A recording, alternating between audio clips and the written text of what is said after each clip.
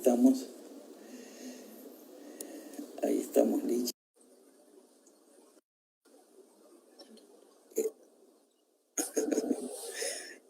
Un gusto, niña. Bueno, me parece que ahí estamos con... Hola, con hola. Lisandro. El Buenas. que tiene pelo es Lisandro.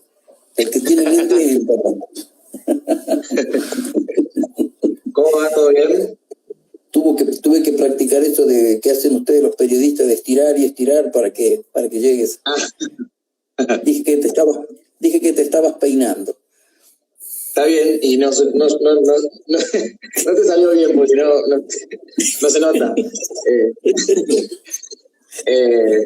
Bueno, nada, perdón que me tardé un poquito. Para los que viven en Buenos Aires saben que está lloviendo, es muy difícil conseguir taxi. Estuve 50 minutos buscando un Uber o algo y bueno, acá estoy, acá llegué. En primer lugar, bueno, gracias a Rosana que nos invitó y que tuvo esta idea de juntarnos a nosotros dos y hablar en público, porque con mi papá hemos hablado muchas veces de cosas, que si yo tengo dudas le pregunto, él sabe muchas cosas. En este caso es lo mismo, pero con audiencia. Yo le voy a preguntar cosas y vamos a estar con una audiencia. Así que me parece que va a ser muy interesante. Y el tema que nos convoca es un poco la unión entre... No, la idea de la juventud y el encierro en estos últimos meses, que fueron más meses de lo que muchos pensábamos que iban a ser, de cómo nos afecta, de cómo le afecta sobre todo a esa parte de la población que es la juventud, el encierro y cómo se relaciona con la cuestión de salud mental y un montón de cositas que vamos a ir hablando. Así que si te parece, Pa, te voy a hacer preguntas. Adelante con los faroles. Dale. Por un lado, primero quería hablar porque entiendo que vamos a hablar mucho de algo que tiene que ver con la depresión. Y yo pensaba, bueno, de la depresión que mucha gente anda diciendo que viene por el encierro de la cuarentena, la pandemia, todo esto, el aislarse. La depresión siempre, mi pregunta es, ¿la depresión siempre se genera por algo? O sea, algo que te pone mal y te genera depresión, ¿o hay un algo siempre? No. A pesar de que mi formación y la forma en que veo la salud mental y mi trabajo se aleja lo más posible de las teorías biologicistas, mecanicistas, biologistas en cuanto a que pretenden explicar la depresión, el génesis de la depresión solo con genes y con neurotransmisores. Tengo que reconocer que hay cuadros donde hay una base determinante biológica y sobre esa base se suman disparadores o gatillos. Pero sin miedo te digo que muchísimo más casos son de lo que yo llamaría psicogénicos, que tienen que ver con la vivencia del sujeto, con las cosas que le pasan, con lo que hace, con lo que desea, con lo que no logra. Uh-huh. Ajá. Y eso que se genera, que esa depresión está... Yo entiendo que la depresión no es tristeza, que son dos cosas distintas, o no sé qué tan distintas, pero que son dos cosas aparte. ¿En qué punto? Si la depresión no es tristeza, entonces ¿qué es? La depresión tiene tristeza, pero la tristeza no siempre es depresión. Dicho de otra manera, la contenteza no es la felicidad. O sea, a veces uno se pone contento porque te regalan algo, pero no sos un tipo feliz, digamos. Bueno, acá sería, vos podés estar triste porque se te murió el gato, y eso no es una depresión, eso es una cosa normal. Sería raro que te muera tu amado gato y vos no estés triste, ¿no es cierto? Alguien tendría que pensar que algo no anduvo bien ahí. Justamente uno de los peligros y uno de los enemigos con los que siempre combato es con la tendencia a transformar en enfermedad cosas que son vivencias naturales del sujeto. Todo lo que parece que es displacentero, que es problemático, que es difícil, le ponemos un nombre de enfermedad y le metemos un remedio. Y si podemos, análisis de laboratorio también. Entonces, terminamos medicando los duelos, terminamos patologizando cuestiones que son simplemente cosas feas que nos pasan a veces, que no nos gustan, o difíciles. pero que no son una enfermedad. La depresión tiene una cantidad de cosas como el desgano, la pérdida de los objetivos a largo plazo, una cosa que se llama anedonia, que es que las cosas que a vos te gustaban siempre no te gustan más, las cosas que te atraían no te atraen más, tenés ganas de irte a la cama, tenés ganas de dormir, tenés una debilidad psíquica y física, así una astenia se llama una debilidad, pero estás triste, tenés ganas de llorar, y eso no se puede relacionar con lógica con algo que te haya pasado. Es como decir, está bien, le pasó algo, el que se quema con leche ve una vaca y llora, pero no 5 años, digamos, un rato, después ya está. Hay un problema de adaptabilidad, digamos, que está fallando y entonces cae en un proceso que podríamos llamar de un sufrimiento ya, un sufrimiento mental bastante esquematizado, que tenemos ganas de llamarlo enfermedad y le ponemos nombre. Yo soy muy enemigo de ponerle nombre. Yo digo, ¿qué problema hay? A ver cómo lo solucionamos, digamos, ¿no? Pero, bueno, hay todo un esfuerzo de sectores que esto les conviene, que le ponen 80.000 nombres a las cosas y hay 80.000 remedios y 80.000 diagnósticos de laboratorio para hacer y, bueno, eso mueve cosas. Con esto de la temática del encierro, me pregunto si hay algo, porque también la depresión la relaciono con estar solo, o realmente solo o en tu cabeza solo. Hay algo que tiene que ver con lo que estuvo pasando en los últimos meses y casi 1 año y pico ya, de no ver tantas caras humanas rodeándonos, tanta risa, tanto comentario, tanto escuchar hablar a otras personas, de no conectar con otros seres humanos, de que aparezcan estos sentimientos. Sí, ¿sabés lo que me pasó? Que fue bastante notable.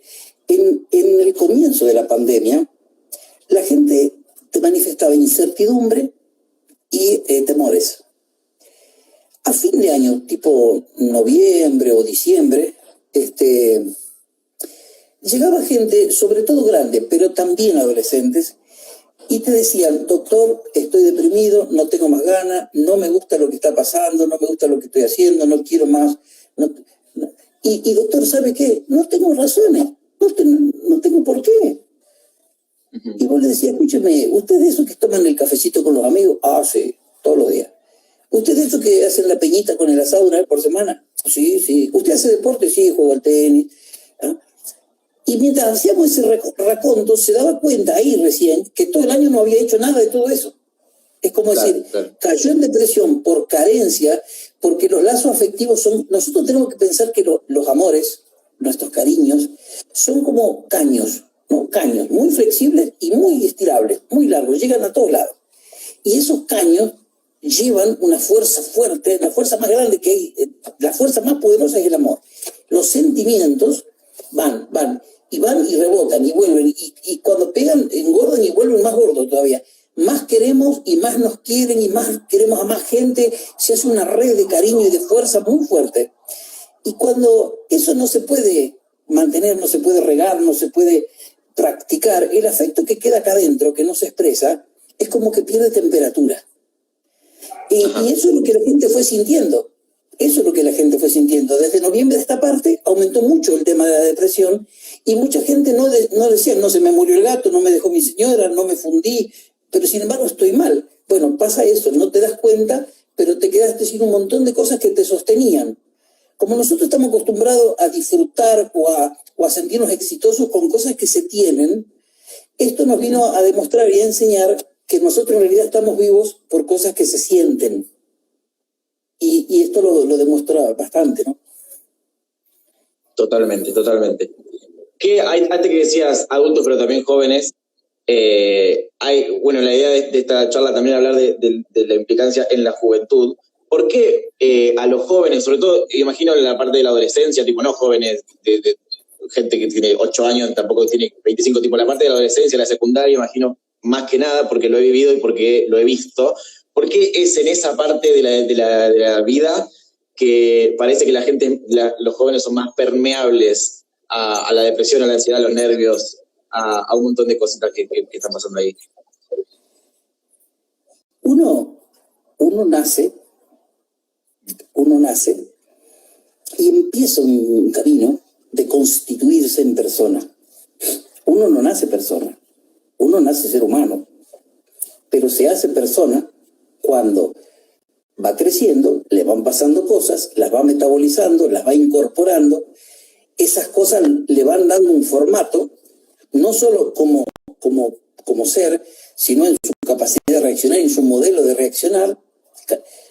Cada uno hacemos eso que es individual, muy, muy nuestro, que es nuestra personalidad propia, digamos, como individuos, lo vamos elaborando en etapas. Y hay etapas muy notables.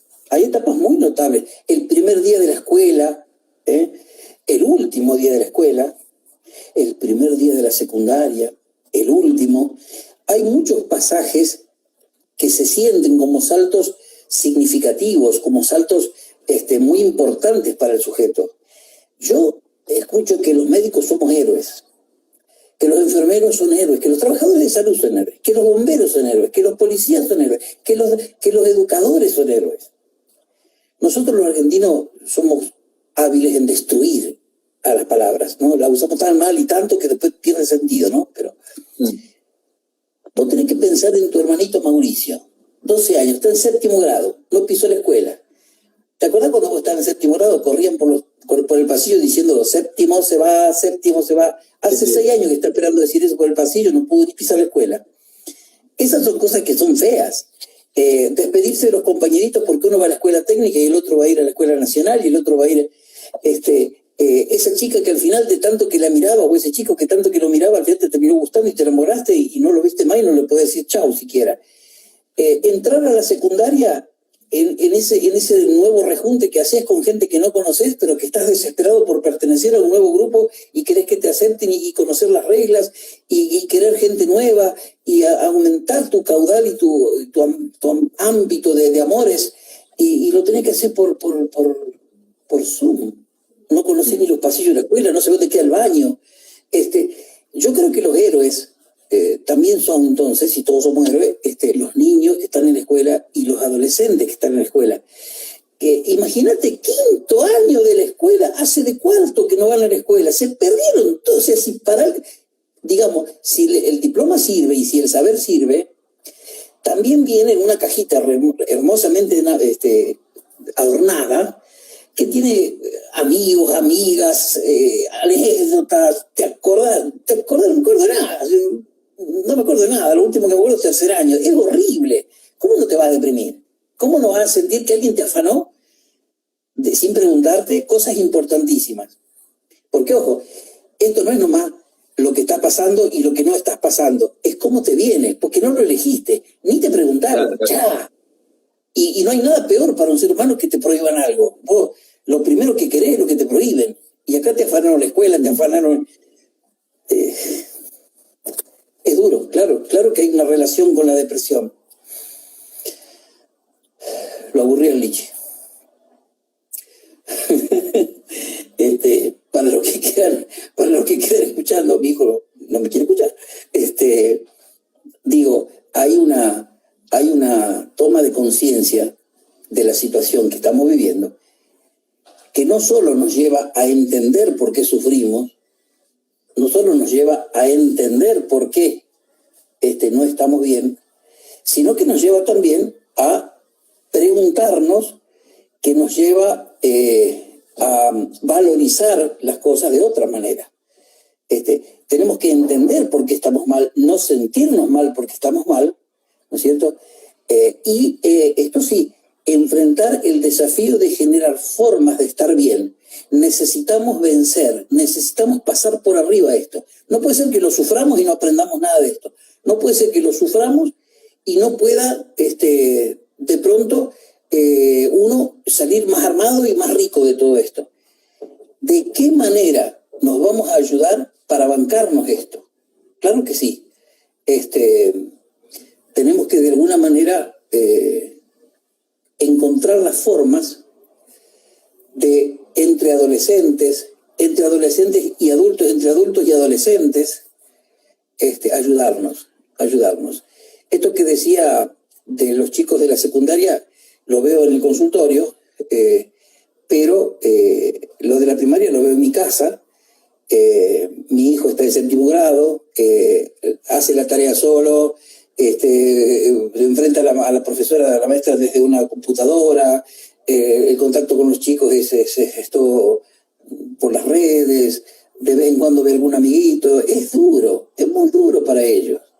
Claro, están todos más gordos, no pueden gastar energías, hay que tener mucha creatividad para poder, de pronto, para poder entretenerse con otras cosas, tratar de salir de la epidemia, de la pandemia, habiendo aprendido algo nuevo. Me da la impresión de que no solo tenemos que sufrir y tenemos que medir todo este sufrimiento, sino que también tenemos que ver qué vamos a hacer con esto. Porque no podemos ser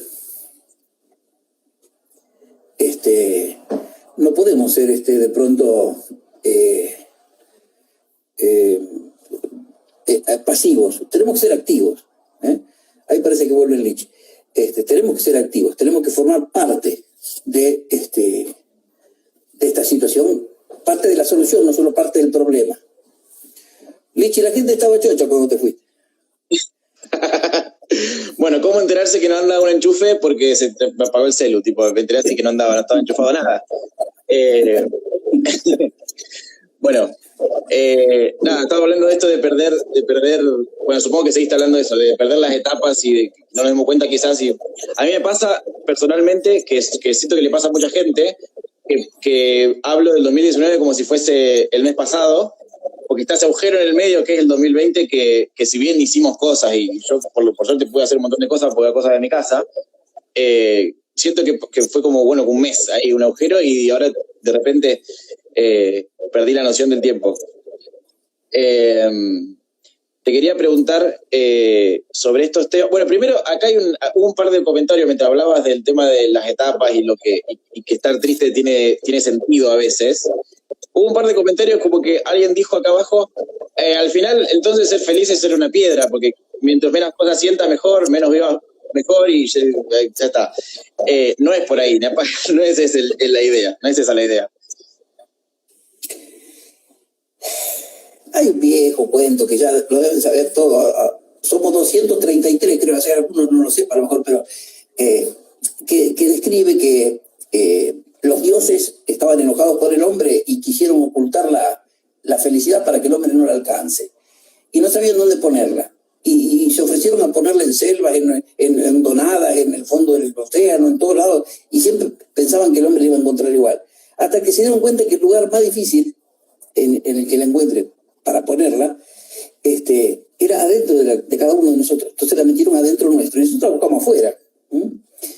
Esto de que no hay que sentir porque si no sentís dolor, no.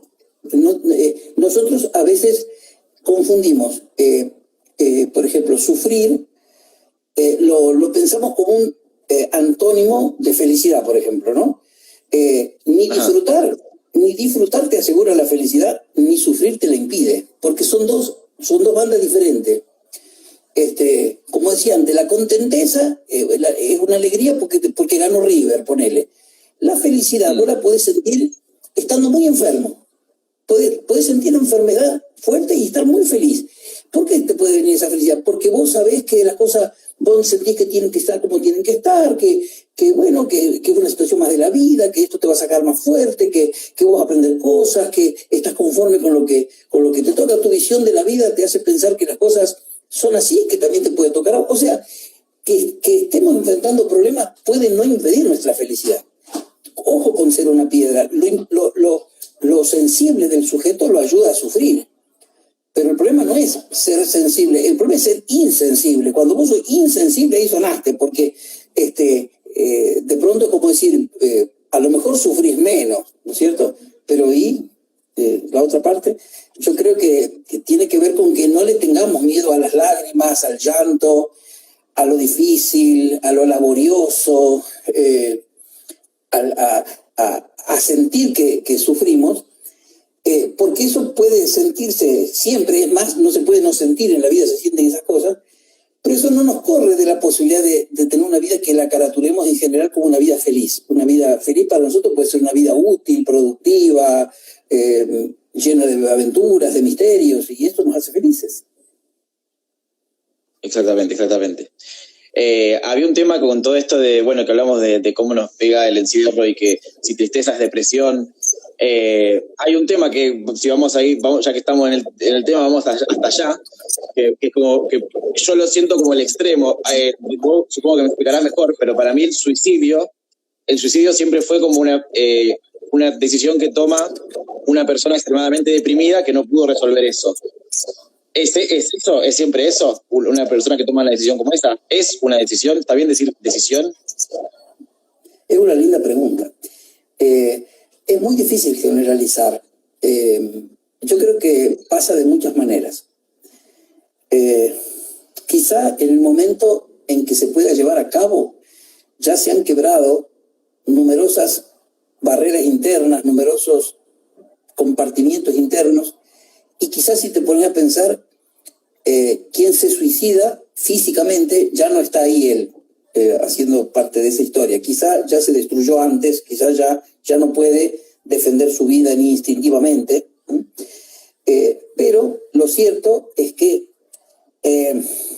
¿por qué? Nos preguntamos, ¿por qué, por ejemplo, el adolescente es una de las etapas de la vida que tiene más situaciones de estas? Y tiene que ver con que el adolescente no tiene todavía la experiencia suficiente, no tiene la capacidad suficiente para ver que hay muchas alternativas, aun cuando no las ve. A veces uno, cuando se desesperó, se dio cuenta que ahí nomás, a la vuelta, ya estaba la salida del túnel. El joven está experimentando con los sentimientos para poder desarrollar los sentimientos del adulto, para poder desarrollar su capacidad de sentir, para poder desarrollar también su capacidad de pensar como adulto. Tiene toda la furia de la fuerza física del joven, pero sus miedos son mucho más grandes, sus ansias son más grandes, sus reacciones son más fuertes porque no aprendió todavía a controlarlas. Es una etapa más sensible, más difícil frente a esto. Y entonces muchas veces el joven no se da cuenta que por un problema que muchas veces es temporal, él está tomando una aparente solución que no es temporal, es definitiva. Después de eso ya no tiene cómo seguir la historia, digamos, ¿no?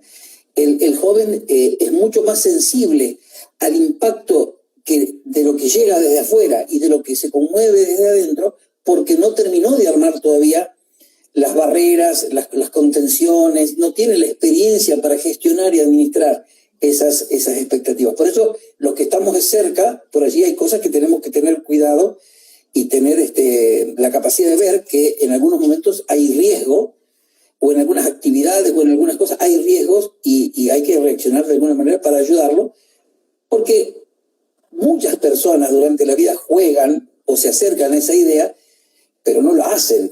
Algunos sí. Y cuando vos te pones a pensar, ¿por qué supuestamente lo hizo? La dejó el novio, lo dejó la novia. Los padres se separaron, se enteró que era adoptivo. Son situaciones que uno dice, bueno, le pasó a muchas personas que lo pudieron trabajar de otra manera. Bueno, él no pudo encontrarse con el tiempo suficiente, no pudo administrar tanta angustia que sentía mucho más allá de lo que podía contener, lo que podía soportar. Y situaciones que son de fracasos, que a vos te parecen banales, un examen mal rendido, una ruptura con una pareja, el rechazo de alguien que le manifiesta de alguna forma, pareciera estar allí el gatillo. Pero bueno, después hay otras elucubraciones, se habla de la personalidad suicida, de que la persona que se suicida es porque tiene una personalidad suicida y en algún momento encuentra la excusa para eso. Hay también otros suicidios muy particularmente especiales. ¿Alguna vez oíste hablar del suicidio altruista? No. El suicidio altruista es alguien que se mata para no molestar. Es un padre de familia que le descubren un cáncer muy, muy, muy avanzado. No van a poder curarlo, él lo sabe. Le ofrecen un tratamiento así como mágico ya, pero van a tener que vender la casa, el auto y quedar en la ruina para poder hacerlo. Y él dice, vamos a quedar en la ruina y yo me voy a morir igual. Se suicida para no molestar, les ahorra el problema a la familia y ya está. Eso es un suicidio especial, ¿no es cierto? Pero bueno, más allá de esto, en general, yo creo que se habla de un estado de perturbación tan importante que destruye los equilibrios internos del sujeto, rompe las barreras, y esto que instintivamente cuidamos, que es la vida, bueno, pasa a ser entregado también, ¿no? Entonces está bien decir que a veces pareciera haber... ¿Sí? ¿Cómo? Tiene mucho que ver con la percepción del sujeto de que no puede modificar lo que le está pasando, que no va a poder modificarlo. Fíjate que Japón, por ejemplo, o Suecia, son países de alto nivel de suicidio adolescente. Y algunas personas piensan que es porque en esas sociedades está todo tan armado, está todo tan hecho, está todo tan... por poco podés conocer a los 15 años el nicho donde te van a poner tu cuerpo cuando te mueras. Entonces, no podés modificarla, esa sociedad está muy armada, está todo lindo, todo bárbaro, todo barrido, pero el joven no puede meter su rebeldía en ningún lado ahí. Y por ahí los problemas le pegan más fuerte, o la angustia existencial se sufre distinto, ¿no? Está bien entonces pensar que hay una construcción y que no es, o sea, por más que quizás haya un gatillo, no es que se suicidó por tal cosa. Yo el otro día leía el autor de no sé qué libro famoso, se suicidó porque no le podían publicar ese libro que después se publicó y se hizo famoso. O sea, la gente dice, porque al fin y al cabo no se sabe por qué, nunca vamos a ver por qué se suicidó el que se suicidó.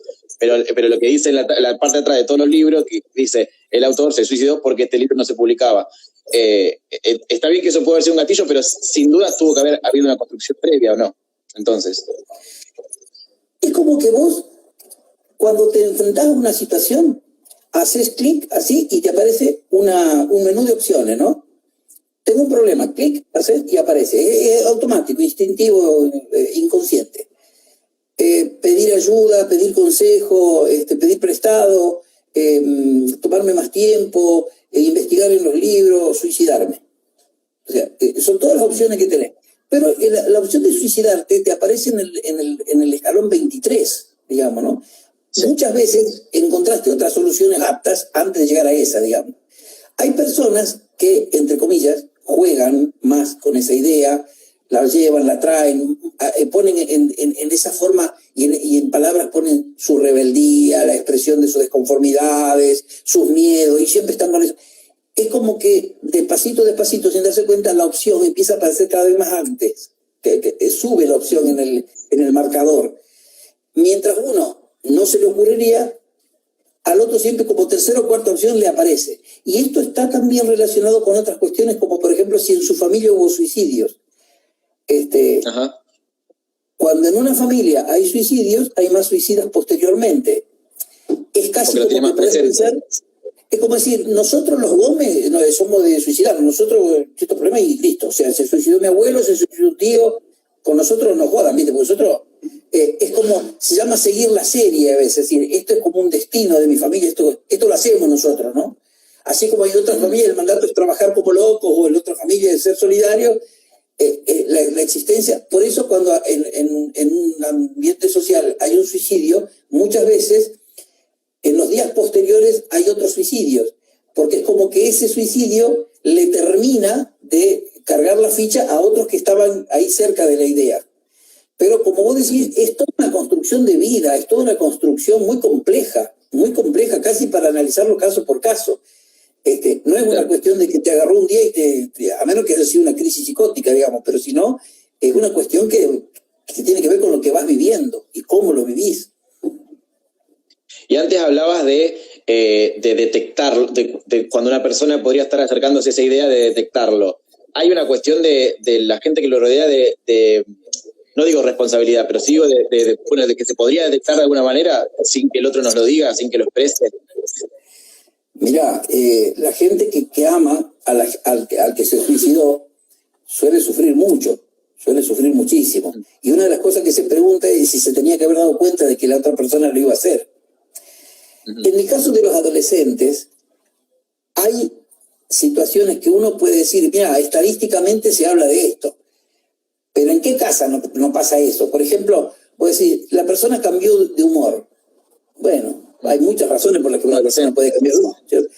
La persona cambió de hábitos, la persona se fue alejando de ciertas cosas, la persona se transforma en una persona más irritable y a su vez más solitaria. Bueno, hasta ahí es muy genérico. Ahora, cuando decimos, por ejemplo, empezó a regalar mucho de sus cosas, las mejores cosas las empezó a regalar. Cosas que eran muy importantes para él en su vida, como actividades, las abandonó. Cambios que son muy notables, digamos, ¿no?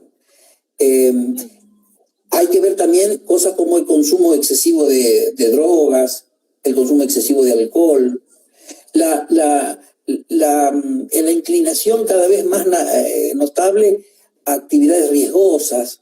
Es evidente que el sujeto no está cuidando su vida, lo está haciendo de diferentes maneras, ¿no? Me intoxico, me arriesgo.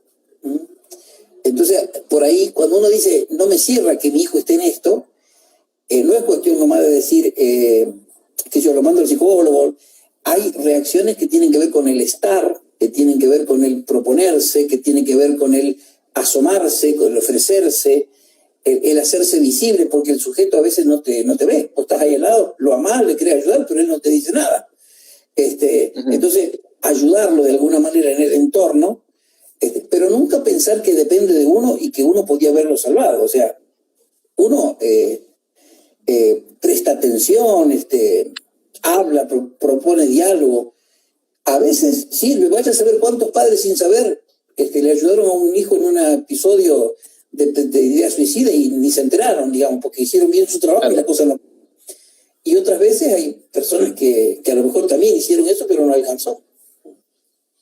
Y sin irse al suicidio. Recién decías que quizás muchas de esas cosas que hace eran como vos pensás que, bueno, es un adolescente, está haciendo tipo, eso pasa en todas las casas. Con el tema de la depresión también, ¿qué es lo que hay que hacer? Porque vos dijiste, bueno, no es agarrar y decirlo a los psicólogos, tipo, ¿qué le hace falta a una persona que no encuentra posibilidades, que se ve, que está depresiva, ¿cómo se vive con una persona así en tu casa? ¿Qué está bien hacer y qué no está bien hacer? ¿O qué está bien decir? ¿O qué sobra? Si vos me permitís, yo me voy a una respuesta un poquito más larga en esto. Sí. El ser humano está preparado hormonalmente para dormirse cuando cae el sol. Uh-huh. Imagínate que estamos despiertos hasta las 3 de la mañana con la computadora y los jueguitos, pero nuestro mandato biológico es que cuando cae el sol y baja la luz, vos tendrías que dormirte. Y te despertás a las 5 y media de la mañana. Nosotros, ese mandato biológico, ahí, filogenético, lo tenemos de hace 1 millón de años. O más, un poco más. El Homo sapiens tiene 1,5 millones. Bueno. Pero ¿sabes cuánto hace que tenemos la adolescencia? ¿Vos te pensás que en todo el trayecto de la vida cultural del hombre existió el adolescente? No se me ha ocurrido. Bueno, te aviso que tu papá es uno de los primeros que usó esa etapa de la vida. Porque un poco antes de... Tan viejo que es uno de los primeros adolescentes. Ahí está. Mirta y yo éramos. El niño se diferenciaba del adulto por el largo de los pantalones. Darle los largos, medieron los largos, si tenías plata era el largo y el reloj pulsera, habilitaba como signo social a pasar de la infancia, donde podías hacer ciertas cosas pero no otras, violentamente a la adultez, donde te esperaban de vos ciertas cosas y que ya no hicieras estas. Ajá. Y eso, o sea, mi papá se pasaba de niño a adulto. La adolescencia, yo calculo que es un tema de posguerra. Nuestros padres, cuando yo era chico, que estábamos en la edad del pavo, los padres de familia se compartían las revistas Ser Padres, La Para Ti, no sé qué, y los temas eran la pubertad, la adolescencia, que es tan sufrido el momento que le llama adolescencia. O sea, cuando uno está enfermo, adolece de tal enfermedad. Bueno, esta es la adolescencia, la sufriciencia. El ser humano no está acostumbrado a esto, no lo sabe administrar todavía. Nuestros padres nos tenían terror en nuestra adolescencia, nos poníamos locos, ¿no? Y si nos hacían tal cosa nos iban a traumar, y si nos hacían tal otra no sé qué, y si se equivocaban en algo íbamos a salir torcidos para siempre. Es más, en poco tiempo, ahora tenemos la segunda adolescencia. ¿Vos sabés cuándo era la segunda adolescencia? Empieza a los 55 años, 60 y termina a los 75. Esa es la segunda adolescencia. Deja casi de trabajar, le gusta hacer pintura, pinta, le gusta fotografía, se pone a bailar en el club de abuelos, se va de vacaciones, conoce todo el mundo si puede, y si no tiene tanto dinero, vive su vida más light, más libre, más contento y más alegre sin sentirse un viejo. Es una segunda adolescencia, son etapas que va produciendo la cultura, pero son etapas nuevas en realidad. No tenemos 1.000.000 de años, tenemos 40 años de adolescencia. Y es una etapa sufrida, no están bien dadas las situaciones para contener. Hay padres y grupos familiares donde hay mucho amor que va y que viene. Hay chicos que no se crían con padres, que se crían con abuelos, hay chicos que se crían solos, hay muchas formas de tener que atravesar esto. Y sí, realmente es una etapa sufrida porque uno está inseguro, ya que no sabe si va a poder atravesarla y se va a convertir en esa promesa de hombre feliz, ¿no es cierto? Y exitoso. Vos fíjate que nosotros hemos hecho, la niñez la hemos hecho más chiquita cada vez más, porque la niñez la erotizamos, la transformamos en consumista, no se la dejamos disfrutar a los chicos. La adolescencia empieza antes, se hace más larga, la primera juventud empieza como cerca de los 30 años, todo está bastante corrompido en esa desestructuración que se va produciendo naturalmente en una sociedad como la que estamos viviendo, una sociedad de consumo, una sociedad de vender cosas. La juventud hoy es más prestigiosa que nunca frente a la cultura, porque hoy el joven ya escapó de esa situación de la infancia feliz, la infancia ya no es tan feliz. Y la adolescencia ya incorpora conducta, sexualidad,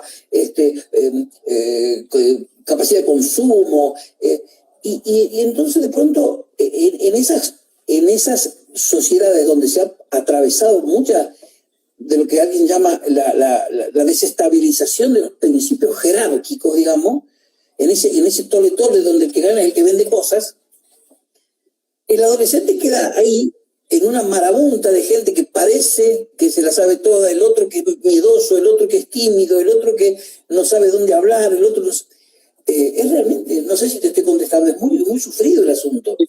Sí. ¿Y qué haces? No, sí, vos fuiste 10 años a la facultad, no me lo puedes resumir en una respuesta, pero me da curiosidad, ¿cómo lo explicarías? ¿Qué hace un profesional cuando una persona con depresión va al psicólogo, al psiquiatra? ¿Cuál pasa a ser tu rol? Lo primero que trato con mis pacientes, yo puedo contestar por mí, ¿no? Lo que primero trato con mis pacientes es que entendamos si estamos frente a un caso de sufrimiento o algo que podríamos llamarle enfermedad. Estamos buscando la lógica de lo que está pasando, lo escucho, lo ayuda a escucharse, y tratamos de definir desde su visión de las cosas, desde su mundo de creencias, desde sus valores, desde sus estilos, desde sus tiempos y con lo vivenciado, un modelo de trabajo que nos permita recorrer un camino que nos saque de ese problema. No puede ser con mi receta, no puede ser con mi tiempo, no puede ser con mi creencia, ni puede ser con mi modelo. Tiene que ser con el de él. Por lo tanto, yo siempre le digo, yo no tengo tu salud en el bolsillo en forma de algo ya armado que te voy a dar. Lo tenemos que construir juntos. Hay personas que tienen depresiones muy relacionadas con lo afectivo, relacional, vincular, de pareja, por ejemplo. Hay personas que tienen depresiones relacionadas con lo económico, la pérdida del trabajo, del empleo. Hay personas que tienen depresiones tan crónicas ya, a joven edad, tan crónicas que es difícil encontrar el cómo se fue armando. Pero lo cierto es que de lo que se trata no es de tanto de morir en esa historia, sino de encontrar en los valores del sujeto y en las fuerzas que le quedan al sujeto la forma de pasar a un estado donde se sienta activo, protagonista de una salida. Y yo lo acompaño. A veces en ese camino usamos remedios, que siempre les digo, los remedios de mi consultorio no son tratamientos. Los remedios son bastones, donde a veces nos apoyamos para sentirnos mejor mientras trabajamos para sentirnos mejor sin remedios. Ahí va. Y eso mismo aplicado a la gente que no es profesional y está en su casa. Yo siempre escuché sobre convivir con alguien que tiene depresión que no sirve, así si una persona deprimida no puede ver las cosas, entre comillas, las cosas bellas de la vida, que no sirve mostrárselas, sino que sirve simplemente, tampoco sirve hablarle de ninguna manera, sino que lo que sirve es escuchar lo que sea que tenga para decir. ¿Eso es así? Y dar. O sea, lo principal que le piden a una persona con depresión es que ponga voluntad. Y lo primero que le saca la depresión es la voluntad, así que no puede ponerla, no la tiene. ¿Cierto? Sí. Sí, escucharlo mucho le hace saber al sujeto que alguien se interesa por él, que alguien puede dar mucho tiempo por él, y en el hablar se escucha. En el hablar se escucha. A veces el aporte del que escucha es simplemente ayudarlo a él a ver ciertas exageraciones, ciertas incoherencias, ciertas cosas que no ayudan, pero la palabra va formando cosas, entonces elijamos mejor las palabras, elijamos mejor los términos. Y lo otro es demostraciones afectivas de todo tipo que al sujeto lo atraigan. ¿Te acordás que yo al principio dije que el afecto va por caños? Que lo terminan llenando y le terminan demostrando al sujeto que a pesar de que él se siente de una manera, no puede negar que es querido, que le importa a otros, que tiene en quien confiar, que el tiempo se pueden ver de otra manera. O sea, generar mucho crédito, que él pueda generar la visión de tener crédito de tiempo, de espacio, de fuerzas para poder salir adelante. Uh-huh. Entiendo. Bueno, y ya cerrando, me gustaría si tenés, bueno, la pandemia todavía no se fue, el encierro y el aislamiento todavía está, en cierto porcentaje, depende de en qué parte del mundo vivas, en cierto porcentaje todavía está, no sabemos si va a volver más fuerte, todavía no, esperemos que esto ya sea el último camino de salida final. Pero, ¿qué recomendás a una persona que está en su casa, que no tiene muchas opciones para hacer, para no caer en estos pensamientos o no caer en depresión o no sentir que no tienen nada, que viven en un cuadradito? ¿Qué se puede hacer desde la casa? Hoy hay muchas formas de estar conectado, muchas hay. Sí. Las conexiones de las que disponemos, en los momentos en que está todo bien, algunas las tenemos caratuladas como conexionoides de segunda, digamos, ¿no? Dame un buen abrazo, comeme un asado, qué tanto mensajito. Hoy en día el mensajito puede ser el abrazo más enorme, sobre todo cuando te llega de alguien que vos no estás pensando que está pensando en vos, cuando te llega de alguien que vos sabés que tiene sus problemas y sin embargo todos los días o cada 2 o 3 días te manda un saludo, te manda un beso, te hace saber que está. Hoy en día un teléfono, la computadora, pueden ser formas de vehiculizar y de demostrar el interés por el otro. Y acá quiero hacer una salvedad. El que está enfermo, el hijo muchas veces, por ser hijo, se pone en posición de necesitador. Denme, quiéranme, tráiganme. Vos sos mi papá, tenés que ayudar. Bueno, hay que tratar de escapar un poco de esto, porque nunca estás tan mal que no puedas ayudar a alguien vos también. Entonces, si vos te pones en el papel de pobrecito enfermo, yo no puedo, vos vas a quedarte esperando y quizás te parezca poco lo que recibas y te parezca de mala calidad y no te parezca tan eficiente. Pero usemos nuestra sensibilidad, usemos nuestros momentos de dolor para generar empatía y entender que ese mismo dolor tan feo es el que sienten los demás. Y si nosotros sentimos que sería bueno estar abrazados, abracemos. Si nosotros sentimos que tenemos que estar comunicados, comuniquémonos nosotros, demos el primer paso. Mucha gente, en la época que no estaba la pandemia, yo una de las recomendaciones que le hacía a las personas depresivas es métanse en posición, en ONG, métanse en lugares donde haya que ayudar a los demás. Pónganse a ayudar a los demás. Yo, que estoy tan mal, que no tengo ganas de vivir, que no puedo. Sí, usted. Y la persona encontraba que haciendo eso le venían fuerzas, se sentía distinto, entendía que había otros que estaban peor que él, sentía el afecto del agradecimiento, del compañerismo, de la solidaridad. O sea, enredarse, entramarse, interesarse en comunidad. Esto es lo que necesitamos. No solo esperar sino entender que uno puede dar mucho. Y si me permitís, aquí hago un paréntesis. Una de las grandes herramientas que no se usó por parte de los líderes que llevaron esto adelante es la potencialidad increíble de la juventud. Cuando vos escuchás hablar de la juventud en este tema de la pandemia, ¿qué escuchás? Se escapan, hacen fiestas ilegales, no son locos, no se dan cuenta, ellos contagian a los demás y se mueren los abuelos. En el 2003, en la inundación de Santa Fe, había casi 50 centros de evacuados. Los jóvenes que no les interesa nada, que no se comprometen, ¿no es cierto? Si vos ibas a las 10 de la mañana a un centro de evacuados, seguro encontrabas adolescentes prestando colaboración.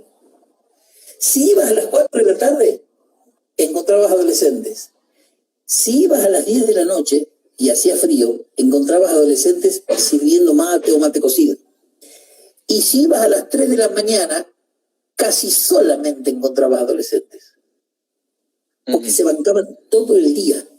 Ahora, ¿quién convocó a los adolescentes? ¿Quién dijo el adolescente tiene esa fibra, ese amor nuevo, esa solidaridad sin usar que tiene? No se hizo. Dentro de tantas cosas que se mal usaron, se mal usó la enorme potencia del compromiso que puede desarrollar un adolescente. Enorme. No solo entonces aquellos que estamos encerrados, solos y no nos gusta, el encierro es una cosa impuesta, lo impuesto es una cosa fea, no solo eso. El enfermo, el que está padeciendo mucho, no solo piensa en dónde recurrir, pensemos en conectarnos nosotros a los demás. Nosotros busquemos una palabra, un saludo, haz una lista, repasá, vas a ver, el abuelo es fácil de ver, bueno, el abuelo ya sabía que lo tengo a mano, pero está la tía del campo, ¿quién le habla a la tía del campo? Y la señora que vive acá a la vuelta, que es viuda, que está solita, que la hija vive en Santiago del Estero, ¿quién le hace los mandados a esa señora? Ese tipo de cosas nos pueden elevar enormemente nuestro rango de percepciones, de vivencias, de sensaciones, de sufrimiento o no sufrimiento. Una sociedad que utiliza una pandemia para bombardearse políticamente es una sociedad que se está equivocando. Una sociedad que utiliza una pandemia para echarle culpas a otros porque nadie quiere tenerlas es una sociedad culposa y culpógena. Acá hay que buscar causas y soluciones, no culpas. Una sociedad que ante una situación así genera profundos enraizamientos y redes y quedamos todos agarrados, no con las manos, con los pies también, es una sociedad que va a quedar prendida para después. Y en esa sociedad que queda prendida para después va a haber mejor diálogo, va a haber mejor encuentro, va a haber más ayuda, vamos a recuperar esos vínculos que la década del 90 empezó a partir con tanta eficiencia en el país y que quedamos tan lejos unos de los otros. Dejemos de buscar culpas, dejemos de apañar y de criar miedos, pongámonos a la tarea. Y la tarea es amarnos. Parece cursi, es amarnos con saludos, con besitos, con mensajes, con intereses, con cómo estás, con no te veo bien, hablame esta noche. ¿Se entiende? Está bien. Sí, totalmente. Me gusta ese mensaje como cierre de todo. A la gente que está preguntando si esto va a quedar grabado, sí va a quedar grabado acá en el Instagram de Rosana, que de paso es la persona que nos invitó. Rosana, para el que no la conoce, es diputada provincial por Santa Fe, del Gobierno, y nada, nos convocó a hacer esta charla que creo que estuvo muy buena. Ojalá les haya gustado y creo que sí. Hay gente pidiendo para que hagamos un video en YouTube en mi canal, así que vamos a tener que hacer algo, un consultrolo.